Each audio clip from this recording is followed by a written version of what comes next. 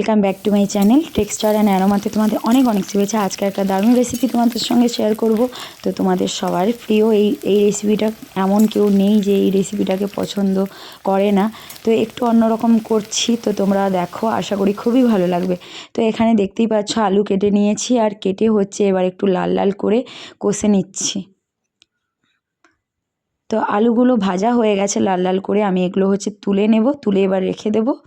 আর এখানে দেখো আমি বড় বড় করে মাংস পিস কেটে নিয়ে এসেছি বাজার থেকে। তো এগুলো এবার আমি কি করব তোমাদেরকে দেখাবো। তোমরা দেখতেই পাচ্ছ পিসগুলো একটু বড় সাইজ করেছি, তোমরা এর থেকেও বড় রাখতে পারো বা এর থেকেও একটু ছোট সাইজেরও করতে পারো।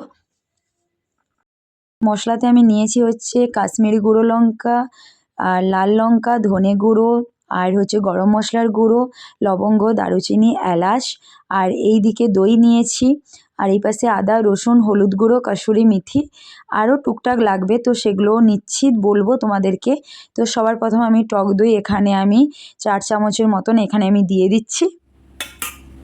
তো এখানে হচ্ছে গুঁড়ো মশলাগুলো আমি অ্যাড করে দিয়েছি।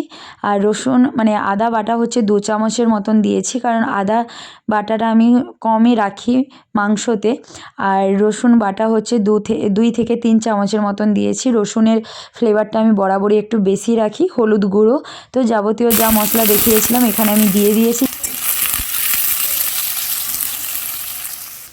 এখানে দিয়ে হচ্ছে রেখে দিয়েছি। আর এইদিকে হচ্ছে আমি পেঁয়াজটা ভেজে নেব।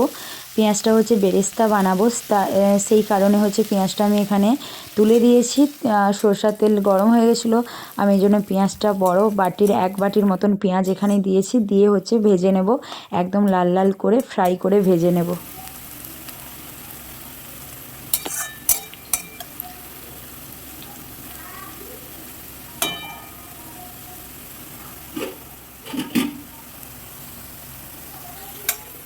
তো পেঁয়াজগুলো দেখো বেরেস্তার জন্য আমার রেডি হয়ে গেছে, একদম লাল লাল করে ফ্রাই করে আমি মানে ভেজে নিয়েছি। এগুলো এবার আমি তুলে রেখে দেব। আর এখানে হচ্ছে আমি দুধ নিয়েছি 1 বাটির মতন, দিয়ে কেশর দিয়ে দিচ্ছি এর মধ্যে, দিয়ে একটু ভিজিয়ে রেখে দেব। আর এখানে দেখো বেরেস্তাগুলো পুরো একদম কেমন হয়েছে সুন্দরভাবে।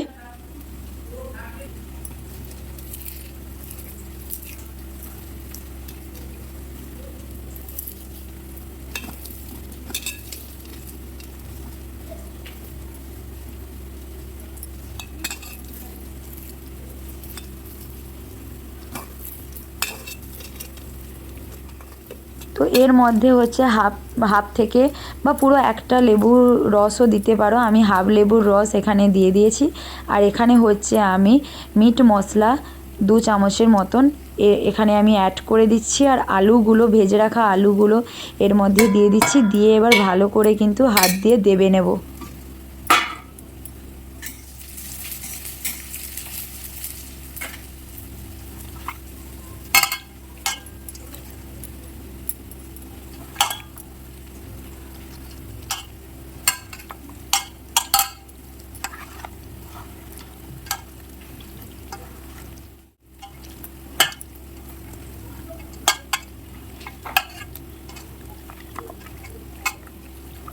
তো যত হাত দিয়ে ভালো করে কিন্তু দাববে, মাংসের টেস্ট কিন্তু ততখানি হয়। তো আমি এখানে দেখতেই পাচ্ছ ভালোভাবে অনেকক্ষণ ধরেই কিন্তু মাংসটাকে মাখিয়ে নিচ্ছি। আর এখানে যে গুঁড়ো করে রেখেছিলাম বেরেস্তা, সেটাই এর মধ্যে অ্যাড করে আবারও আমি মাখিয়ে নিয়ে রেখে দিচ্ছি। আর বাকি বেরেস্তাটা রেখে দিয়েছি, ওটা পরে কাজে লাগবে। এর মধ্যে হচ্ছে আমি 3 চামচের মতন হচ্ছে ঘি দিয়েছি। তো এখানে হচ্ছে বাকি বেরেস্তাটা আমি হচ্ছে মিক্সির মধ্যে পেস্ট করে নেব। তো বাকি বেরেস্তাটা দিয়ে দিয়েছি। আর কাঁচা লঙ্কা হচ্ছে পরিমাণ মতন আমি এখানে দিয়ে দিচ্ছি, অল্প জল দিয়ে এবার ভালো করে পেস্ট বানিয়ে নেব। চিকেনের মধ্যে ভালো করে মাখিয়ে নিচ্ছি। মাখানো কমপ্লিট হয়ে গেছে, আমি এটা দিতে ভুলে গেছিলাম, তো সেই জন্য আবার পরে আমি এটা করে ভালো করে মাখিয়ে নিচ্ছি। এবার হচ্ছে আমি 10 থেকে 15 মিনিটের মতন ঢাকনা দিয়ে রেখে দেব।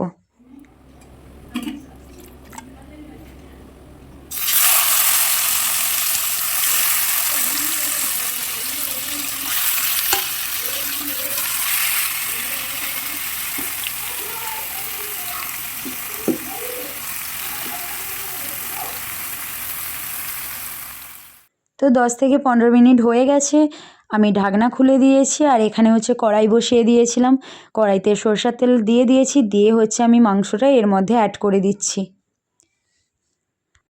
তো কিছুক্ষণ কষে নেওয়ার পরে হচ্ছে আমি নুন স্বাদ অনুযায়ী এর মধ্যে আমি দিয়ে দিচ্ছি, দিয়ে আবারও মিশিয়ে নেব।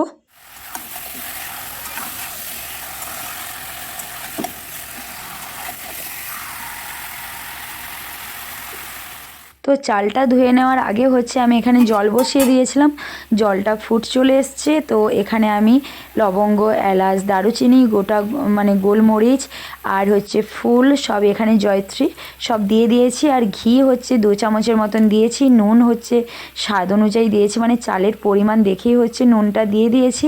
এবার হচ্ছে এর মধ্যে আমি চালগুলো এবার দিয়ে দেব, দিয়ে কিন্তু আস্তে আস্তে করে একটু নেড়ে নেব।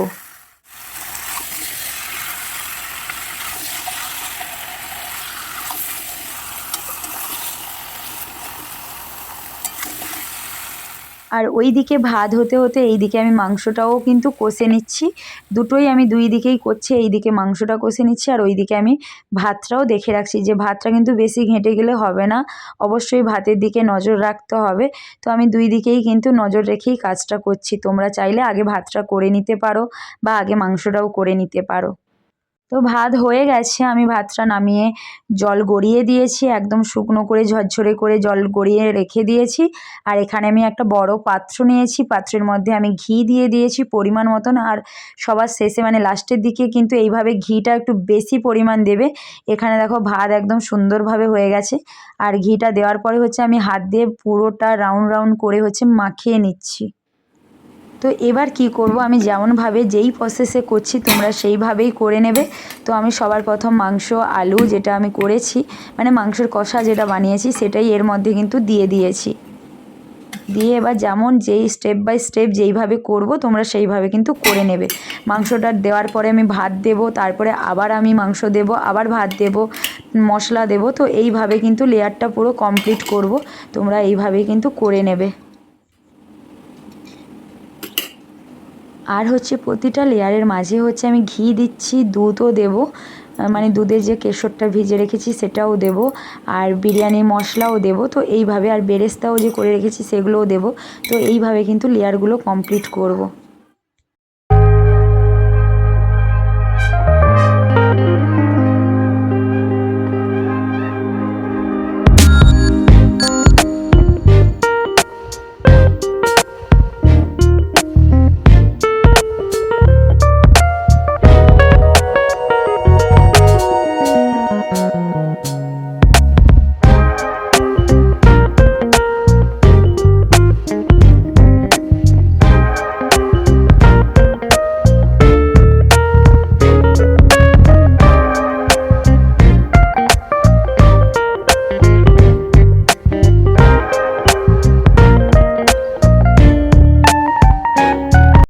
তো অনেকটাই পরিমাণ হয়েছিল, আমি এই জন্য দুটোতে ভাগ করে দিয়েছি, কারণ একটাতে দিলে ঘেঁটে যাবে।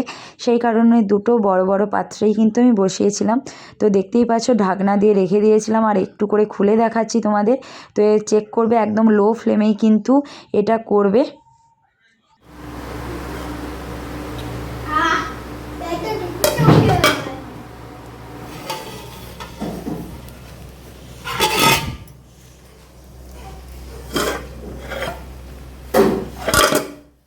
তো এটা হয়ে এসেছিলো, আর আমি তার আগে একটু রায়তা বাড়িতেই বানিয়ে ফেলেছিলাম। তো বাড়িতে শসা ছিল, গাজর ছিল, সেই জন্য বাড়িতে দইও ছিল, সেই কারণেই হচ্ছে একটু রায়তা বানিয়েছি, কারণ বিরিয়ানির সঙ্গে রায়তা থাকবে না সেটা কোনো দিন হয়। তো সেই কারণে মোট রায়তাটা বানিয়ে ফেললাম, আর রায়তা দিয়েই হচ্ছে আমি তোমাদেরকে বিরিয়ানিটা গার্নিশ করে দেখাবো। তো বিরিয়ানি হয়েও গেছে, আমি তোমাদেরকে দেখাচ্ছি কেমন হয়েছে। তো দেখো আমি হচ্ছে গার্নিশ করে দিয়েছি চিকেন বিরিয়ানি রেসিপি। তো আজকে অসাধারণ একদম সিম্পলভাবে আর খুব সহজেই যাতে তোমরা করতে পারো সেটাই আমি শেয়ার করলাম। তো এখানে আমি রায়তা দিয়ে স্যালাড দিয়ে আমি গার্নিশ করে দিয়েছি। সত্যি বলছি এই প্রসেসে বানালে ভাতও ভাঙবে না, আর মাংসটা এত সফটনেস হয় না, দেখলে বিশ্বাস করবে না, না খেলেও বিশ্বাস করবে না। তো তোমরা অবশ্যই এই প্রসেস ধরে বিরিয়ানি বানাও বাড়িতে, আর টেস্ট পুরো দোকানের থেকেও অসাধারণ হয়। তো তোমরা অবশ্যই কিন্তু একবার বাড়িতে ট্রাই করো, আর কেমন হয়েছে আমাকে অবশ্যই কমেন্ট বক্সে কমেন্ট করে জানাবে। আর হওয়া মাত্রই আদি খেতে বসে পড়েছে, কারণ ওকেই দিয়েছিলাম সবার প্রথমে। কেমন হয়েছে ও বলছে খুব সুন্দর হয়েছে। তো ভালো যদি লাগে তাহলে অবশ্যই একটু লাইক, শেয়ার, কমেন্ট, সাবস্ক্রাইব করে নিও, আর পাশে থাকা বেল আইকন বাটনে ক্লিক করে নিও। তাহলে আমার ভিডিও সবার প্রথম তোমাদের কাছে পৌঁছে যাবে। যারা ইউটিউব থেকে দেখছো তারা হচ্ছে সাবস্ক্রাইব করে নিও, আর ফেসবুক থেকে যারা দেখছো তারা ফলো করে নিও।